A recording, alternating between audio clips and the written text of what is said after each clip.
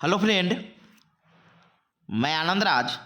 आप सब भी देखिए, अब जो लोग प्रोफेसर बनना चाहते हैं उनके लिए अब आसानी क्या हुआ है कि अब नई शिक्षा नीति के तहत ये नियम आ गया है कि आप जिस विषय में नेट होंगे या पीएचडी होंगे उसी विषय के आप प्रोफेसर बनेंगे। समझे? देखिए, बहुत बड़ा अपडेट है।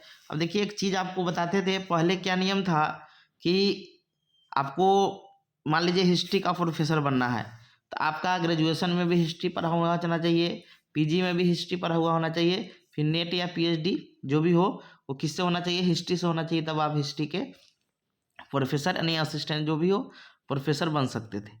लेकिन अब नई शिक्षा नीति में क्या नियम आया है कि मान लीजिए कोई ऑनर्स किया हुआ है हिस्ट्री से, मान लीजिए कोई हिस्ट्री से ऑनर्स किया हुआ है और मान लीजिए सब्सिडरी कोई पेपर होगा, पोल साइंस या कोई भी पेपर हो उससे वो पीजी कर लिया, समझ गए। और पीजी पर ही नेट का फॉर्म भराता है और वह क्या किया कि पोल साइंस से क्या किया कि नेट क्वालिफाइड कर लिया, तो क्या होगा कि वो जो सब्जेक्ट का टीचर बनेगा तो वो पोल साइंस का बन सकता है। समझे? अब ये नियम नहीं रहा कि आपको यूजी में भी वही रहना चाहिए, पीजी में भी वही कोर्स सब्जेक्ट रहना चाहिए, या पीएचडी कर रहे हैं तो वही सब्जेक्ट होना चाहिए। अब नियम में क्या हुआ है, संशोधन हुआ है, यानी जिस सब्जेक्ट से आप यूजीसी नेट या पीएचडी पास कीजिएगा उसी का आप क्या बनिएगा, प्रोफेसर बनिएगा। समझे? तो देखिए वही लिखा हुआ है यहाँ पर, देखिएगा पढ़िएगा तो कि जिस विषय में नेट या पीएचडी उसी विषय में बन सकेंगे शिक्षक। यानी आप जिस विषय में यूजीसी नेट पास कीजिएगा, एकदम सिंपल है कि आप ग्रेजुएशन किए हिस्ट्री से, सब्सिडी में मान लीजिए आप पढ़े हुए होंगे पोल साइंस इकोनॉमिक्स, और पीजी आप कर लिए मान लीजिए हिंदी से ही कर लिए या आप पोल साइंस से कर लिए या कोई भी सब्जेक्ट से किए, और उस सब्जेक्ट के आधार पर आप यूजीसी नेट भरे और यूजीसी नेट पास कर गए तो आप यूजीसी नेट जिस सब्जेक्ट से पास कीजिएगा उसका आप प्रोफेसर बन जाइएगा। नई शिक्षा नीति में यह स्पष्ट कर दिया गया है। तो वही लिखा है कि अब यूनिवर्सिटी और कॉलेजों में प्रोफेसर बनने के लिए विषय की बाध्यता खत्म हो गई है। जिस विषय में पीएचडी या यूजीसी नेट सफल होंगे उसी विषय में आप असिस्टेंट प्रोफेसर बन सकते हैं। शिक्षक बनने के लिए पहले एक ही विषय में स्नातक यानी यूजी, पीजी और पीएचडी होना जरूरी था, होना जरूरी था। नहीं तो पीजी और पीएचडी एक ही विषय से होना जरूरी था। यानी पहले नियम क्या था कि आपका तो यह क्या होना चाहिए कि ग्रेजुएशन, उसके बाद आपका पीजी और पीएचडी या नेट कर रहे हैं तो सेम सब्जेक्ट में होना चाहिए। आप पीजी का और पीएचडी का क्या होना चाहिए, सेम सब्जेक्ट होना चाहिए। लेकिन अब क्या नियम आ गया है कि आप जो विषय से पीएचडी मान लीजिए हिंदी से कर लिए तो आप हिंदी के प्रोफेसर बन जाइएगा, तो होना जरूरी था। नहीं तो पीजी और पीएचडी एक ही विषय में होना जरूरी था।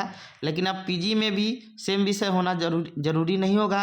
यूजीसी के नए नियम के अनुसार असिस्टेंट प्रोफेसर बनने के लिए अब यूजीसी नेट या पीएचडी वाले विषय में ही शिक्षक बना जा सकता है। यानी जो विषय से आप यूजीसी नेट किए होंगे या जिस विषय से आप पीएचडी किए होंगे उस विषय के शिक्षक आप बन सकते हैं। यूजीसी के अध्यक्ष प्रोफेसर एम जगदीश कुमार ने कहा कि राष्ट्रीय शिक्षा नीति 2020 के तहत विश्वविद्यालयों में शिक्षक बनने की प्रक्रिया में लचीलापन लाया जा रहा है। इसका मकसद उस शिक्षा में छात्रों को विभिन्न विषयों की पढ़ाई करने के लिए प्रेरित करना है। इन्हीं जरूरत और बदलाव को देखते हुए यूजीसी ने अपने रेगुलेशन 2018 में संशोधन की तैयारी कर रहा है। इसकी जगह यूजीसी रेगुलेशन 2024 आएगा। इससे यूजीसी से मान्यता प्राप्त विश्वविद्यालय और कॉलेजों में शिक्षक बनने की प्रक्रिया में बड़ा बदलाव होगा। अब देखा है एक ही विषय में पढ़ाई की बंदिश समाप्त होगा। लिखा है अभी तक विश्वविद्यालय और कॉलेजों में शिक्षक बनने के लिए यूजी, पीजी और पीएचडी में एक ही विषय में पढ़ाई होना जरूरी थी। लेकिन एनईपी 2020 में यूजी, पीजी के दौरान छात्रों को बहुविषयक पढ़ाई की आज़ादी, यानी आप कोई भी विषय पढ़ सकते हैं। यूजी मान लीजिए आप किए हिस्ट्री से, तो पीजी में आप हिंदी भी पढ़ सकते हैं, पीएचडी आप हिंदी से भी कर सकते हैं। समझे? आज़ादी दी गई है ताकि स्टूडेंट का हर क्षेत्र में समग्र विकास हो सके। इसी के तहत शिक्षक बनने के नियमों में यह बदलाव किया जा रहा है। किसी भी क्षेत्र में महारत है तो शिक्षक बनने का मिला, मतलब आप कोई भी सब्जेक्ट में क्या होंगे, महारत होंगे, तो आपको कोई भी विषय में क्या हो जाएगा कि आप बन सकते हैं। समझे? यानी जिस विषय में आप नेट कीजिएगा, पीएचडी कीजिएगा, उसका टीचर बन जाइएगा। लिखा है स्नातक करने वाले अगर किसी क्षेत्र में महारत हासिल करते हैं तो वह उच्च शिक्षा संस्थानों में उच्च शिक्षण संस्थानों में शिक्षक बन सकेंगे।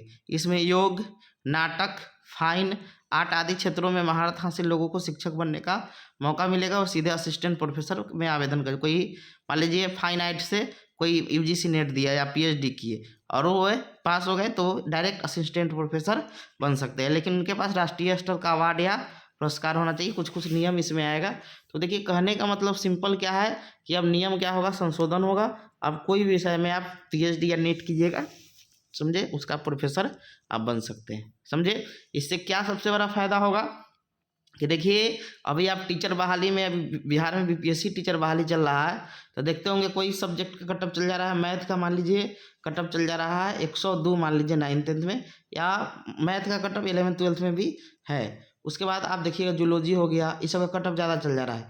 हिस्ट्री हो गया, तो बहुत लोग क्या कर रहे हैं कि मैथ वाले सोच रहे हैं कि हम केमिस्ट्री से कर लेते हैं, फिजिक्स से कर लेते हैं। तो ये तो बिहार टीचर बहाली तो में ये चीज़ तो अभी हुआ नहीं हुआ, ये अलग मैटर है, समझे। लेकिन ये चीज़ उसमें भी लागू हो जाएगा, तो ये चीज़ फ़ायदा हो जाएगा कि जो लोग हिस्ट्री वाले हैं वो हिंदी से कर लेंगे, पोल साइंस का जैसे कटअप गया तो पोल साइंस से कर लेंगे। तो ये रहेगा तो क्या रहेगा, उनको ज़्यादा फायदा होगा, समझे। तो ये होना चाहिए और बहुत ज़रूरी चीज़ है। तो अब देखिए जिस विषय में आप नेट पास कीजिएगा, समझे, उसी विषय में आपको क्या होगा, असिस्टेंट प्रोफेसर बनने का आपका क्या होगा, बहुत बड़ा चांस रहेगा। तो जो भी लोग चाहते हैं कि नहीं हम उच्च शिक्षा के क्षेत्र में अपना योगदान दें, प्रोफेसर मतलब असिस्टेंट प्रोफेसर बने, तो आपको नेट या पीएचडी करना बहुत ज़रूरी है, समझे।